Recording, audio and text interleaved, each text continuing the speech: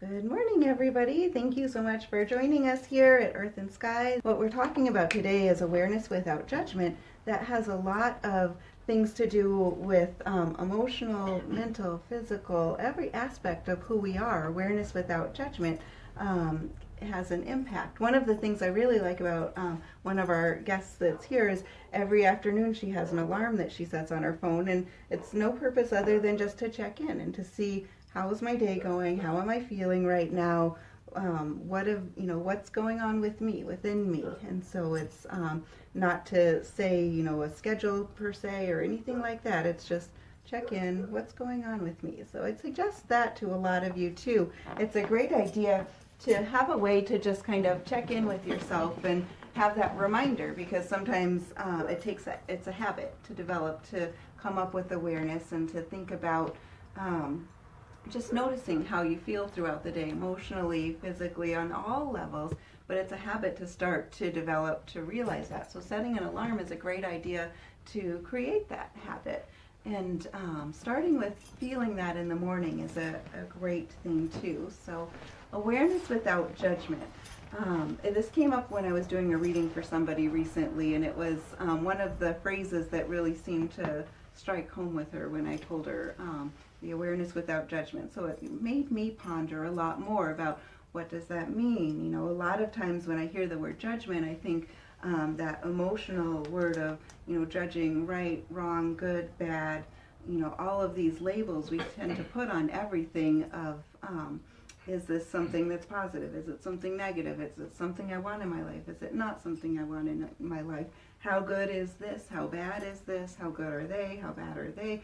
Our world is filled with so much judgment, and judgment is not a fun place. It doesn't really serve much of a purpose at all. And if you look around and you think about people who tend to be really judgmental, they're not happy people usually. Those are people that are very frustrated and upset, and it's because living in a world of judgment, which is usually derogatory. Place. Right, normally, and then especially when we're judging ourselves. We tend to judge ourselves. We're our own harshest critics. I know I can be my own harshest critic for sure. Sometimes it takes a lot of work to pull up out of that, thinking, what the expectations are of yourself, pulling yourself up out of that. And judging others is another thing, but mostly what we'll be talking about is awareness without judging, and especially judging yourself. And so it's really one of the first keys of mindfulness too. One of the things that really helps, that we talk about a lot, is mindfulness, which is really being in the present moment, being aware of where you're at, doing things mindfully. I love having a mindfulness day on occasion, and with a mindfulness day, what you do is when you wake up, you set it, you decide what day is going to be your mindfulness day, and everything you do that day you do with great mindfulness. So you wake up, you think about the feeling of your eyes opening. If you yawn, you feel, how does that yawn feel on your jaw? How does that feel when you open up all that extra air into your lungs? And you realize how many sensations we have on a moment-to-moment basis. There's so many things. You open your fingers and you stretch them, and it's not just a stretch, but you really feel that webbing between your fingers. You feel how it goes all the way up the back of your hand, and feeling your palms spread, and noticing so many sensations just by calming yourself down and noticing in that microcosm of that second what's going on within you. And there's so much awareness that comes from that. Then when it's time to eat breakfast, you mindfully eat. So there's no TV, no music, no telephone, nothing else, and you pay attention to what you're eating. Oftentimes you'll find you can cut the portion in half, and then when you're mindfully eating it, you'll notice how much flavor is in the food. I know the first time I did this, I was amazed at how much flavor was in the food, because each bite had different textures and flavors, and we get used to and we don't notice. Right. It's an expectation that we expect a certain food to taste a certain way, and so when you eat it, it tastes that way, and you just accept it and don't really think about it. Right, and even protein bars, I've noticed when I mindfully eat them, I can actually taste that peanut butter and I can actually taste the chocolate, and it's not as distracting with what I think it tastes like Right. when I'm mindful about it. I'm like, oh, yeah. This is good stuff. It really is when you pay attention. and the first time I did that was at a mindfulness retreat. Sue Kirby, who's a local person that does yoga and a lot of things, she was guiding it, and she told us to bring our own lunch to it. And then she told us to just take half of the portion and we put the other half away. And I was thinking I didn't bring a whole lot. I was going to be really hungry. And I really wasn't. It actually worked really well. And so it was. They say in France, that's why. In France, they do the same thing. That when they eat, they don't eat just to fulfill. They eat because. To savor the flavor. To enjoy the actual right. food. And so they say they have a tendency to eat quite a bit less than we do because they don't.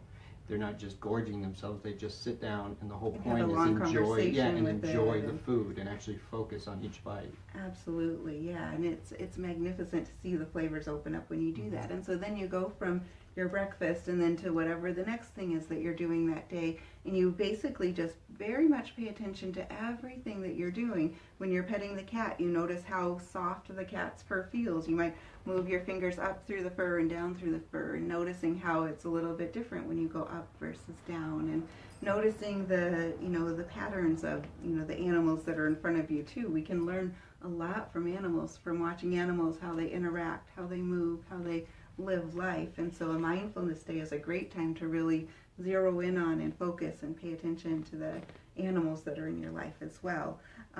But awareness without judgment is the first key really to mindfulness, because as you're being aware and you're starting to really notice these things, you're going to notice your mind clearing up too. So some of the things you'll be noticing, you'll just be paying attention, like if you're eating and you're noticing all the different flavors that are coming out.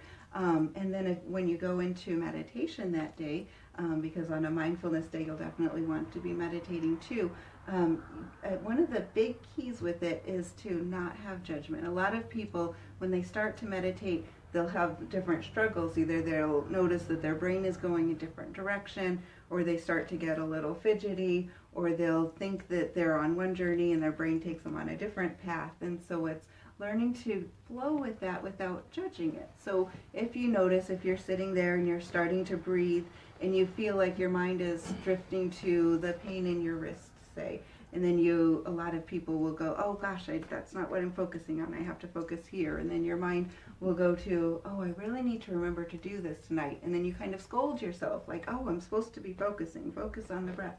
Don't judge yourself like that. Just let the thoughts come and let it go, and just have peace with it. And so as a thought comes in, I need to do this tonight, you say, okay, that's true, and you let it go, and you just breathe it out. And so anything that comes in. So you can bring yourself back without making it a judgment or scolding, like you're saying, scolding yourself. Right. You can still bring yourself back out of those side markers. But right. Thoughts happen, things occur, and it takes many years of practice to really meditate where you don't have distractions. And even I've been meditating over 25 years and I still will get distractions. And so, but it's learning to let those go as they come in and just flowing with it. And that's a really good way to start to learn acceptance and awareness without judgment, because I think a lot of people, if you've been in meditation and you start to judge yourself as you get into it, you realize it's not as fun to meditate, for one, because you're feeling like you're not doing it right, you're criticizing, and then it makes it not as fun. It draws that vibration level down because you're in that negative spell of the judgment. And so just recognize, allow the thought to come, and just breathe it out and allow it to float away. You might start to use a visual with it. You might see, as a thought comes in, you see that you throw it into a hot air balloon basket, and you just, with your breath, you breathe it away, and then you see it fade into the distance. Or you throw that thought onto a ship and it floats out to the sea. And so it's coming up with whatever works for you, or you might just breathe it away with your breath gently. So, but that's one of the first ways to really work with awareness without judgment, because it's kind of that easier controlled setting where it's just you and it's just your thoughts, and so you release and you let it go. And then you start to notice how can you apply that to all the other parts of your life as well too, because we often will be in situations where we are judging things good or bad, or should have, or need to or have to. All of that. And so it's learning to just let it be. Just have confidence in who you are. You are a person that is created from this ultimate source energy of love and light, and you're an amazing, beautiful, pure energy all on your own. So who are you to judge yourself for not doing something that you feel is just the perfect way to do it, or to judge somebody else? It's, we're all made from that source of love and light, and it's all about having the experience and just going through the experiences here. Well, like you were saying at the beginning, is that when you said about judgments usually come from an emotional state. Right. And so, so personally, like if I'm trying to figure out how I feel about something, or, you know what I mean, at its most core, I know you're quite good at just kind of, what am I feeling? And you can kind of, but I'm very swayed by whatever I'm dealing with in the moment, right before whatever it is I'm trying to focus on. And so I have to clear out, okay, everything's okay, I allow everything. Miracles happen on a daily basis. People die, and people are being shot all the time. There's no real emotional state that goes with anything. And once I let go of all of that, then I kind of allow myself back into that, okay, now what am I focusing on? And once those emotions are out, it's much easier to understand and become aware of exactly what's going on once I flush all of the residuals out of the way. Exactly, yes, yeah. And so, and that's a good point of it. It's really just learning to clear. And when I first was coming up with this, I was thinking about having the title be Clearing and Creating Space Through Awareness Without Judgment, because really what you're doing as you learn to be aware and not judge is you're clearing up and you're creating space in yourself, and you're creating that safe space where you can just be, and you can just allow others to be, because we are all on our own paths, and we all are here to experience different things. And some things in the moment might feel like they're a struggle, and some things might feel like they're a victory, but really they're all just experiences. And when we can learn to start seeing them as that, you can really create that space within yourself. But it starts just one thing at a time, one day at a time, one situation at a time. One moment at a time, exactly. And it's all about being in the present moment. And when you can bring yourself into that present moment, you're able to really find the power that you have too within yourself. For example, if you're in a confrontation with somebody who is like an angry person, or they're yelling at you, it might be a boss or a relationship or anything, if you can draw yourself in so you have awareness without judgment, and you can just see that person as a being of light, even though they're yelling at you for whatever it is. It might be something valid, it might not be something valid, it doesn't matter. And you just remember that you see them as a being of light, you see yourself as a being of light, and you recognize that what their issue is their issue, and the way that they're presenting it to you, that's their issue, that's not a reflection of yourself. And you can just have awareness, have empathy of what they're going through, of course, because they are upset because of something that's going on inside them.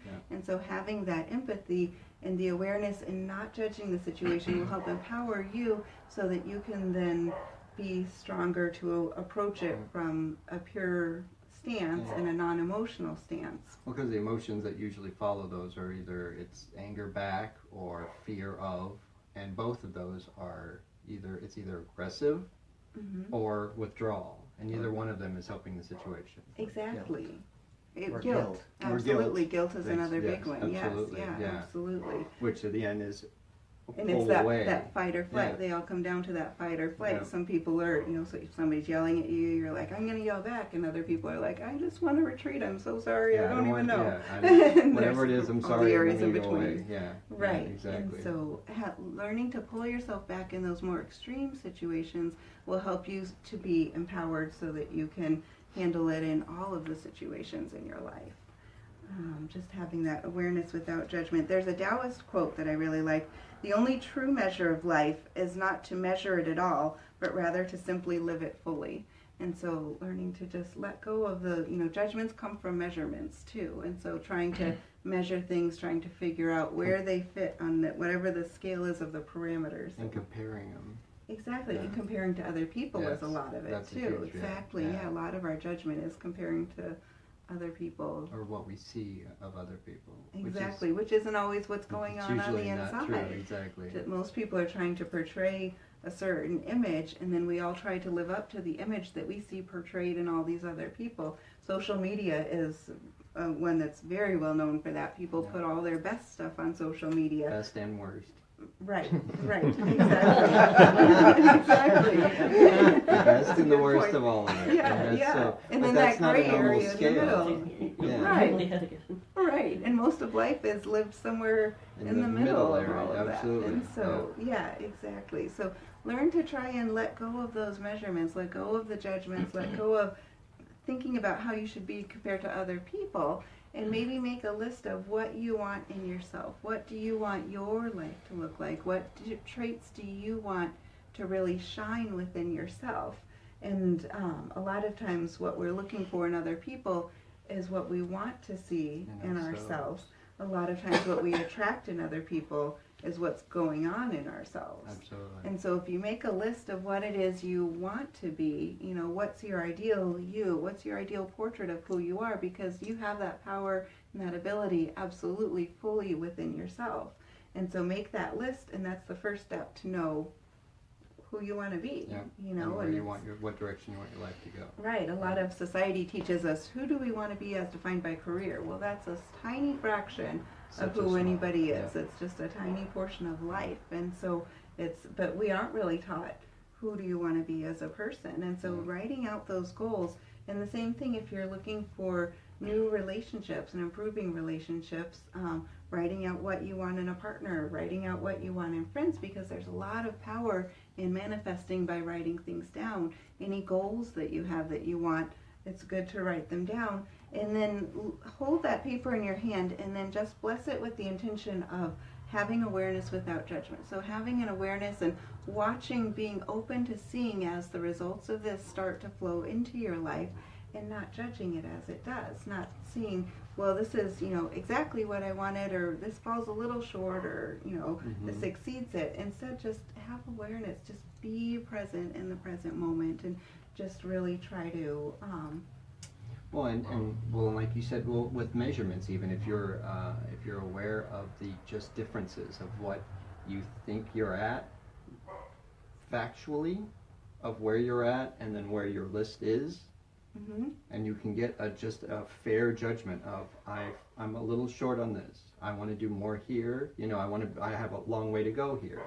But those are just more facts as far as because you pull that emotion out of it, and you look at it as like if you want to be a roadmap. Like if you want to be stronger, like stronger as a gauge, like that just means I need to be able to lift more weight. I need to run faster, or that's a physical correlation to that. And then you can set goals to that. Going to the gym or walking more. It's just a gauge. You just go, I'm here, and this is where I want to be, and it's a fact, not I'm so lacking, or I have so far to go, or because that's all that emotional. That's the perfect way to say it. Exactly. Yes, and then enjoying the journey as you get there too. Absolutely. So recognizing where you're at now, and then also just kind of moving forward. Yeah. I think it's a lot like, from a social worker's perspective, cognitive behavioral therapy. The basic principle behind it is that we have beliefs, which lead to our thoughts, which lead to our feelings, which then lead to our actions. Yes. And if we can recognize an icky feeling, such as guilt or fear or withdrawal, whatever that might be, then we can go back and take a look at that thought and examine the thought and then change it. So if we recognize that it's a judgmental thought, or it has measurement in it, or whatever might be creating that negative feeling, then you can go back and change that thought and then have a different feeling and a different outcome. Exactly. Nice. Yes. Yeah, that's a perfect way to say it too. Exactly. Yeah. Because then you're pulling yourself out of that emotion, going to the thought, seeing how that works with your beliefs, and then putting that into the action. Because as you change your thoughts, you can change your actions, and then you get yourself onto the track that you want to be on. Exactly. Yeah. And just like, it depends on where you're looking. You're always, just like a wagon wheel, you're always that center, the hub of the wheel. That's who you are. You have all of these different outcomes and possibilities all around you. The direction you face is where you're going to go. And so realizing that your awareness should be in that center of the wheel, and recognizing that the strength and the power of the wheel comes from that hub. That's who you are, that strength and that power, and everything comes from within you and the divine within you. And if you're not happy with where you're at, then it's not a long way to go to get to where you want to be. You simply need to turn and look at one of the other spokes and then go in that direction instead. And makes it a lot easier to see the roadmap, I think, when you realize that, you just turn and then... Is that a Wheel of the Year analogy? That's a Wheel of You analogy. Absolutely. And let's see. Being too judgmental also causes you to live by a set of very defined rules and limits. Limits your choices, and really kind of limits your free will and limits your potential, because you're setting barriers and markers around it instead of just seeing that whole wheel. I almost want to bring the wheel over here, but you can picture a wheel in your mind. Want me to grab it? That's all right. Okay. But you can visualize, as you're that wheel, if you have parameters and you have, something stuck in the spokes of the wheel, say, maybe you can really Good.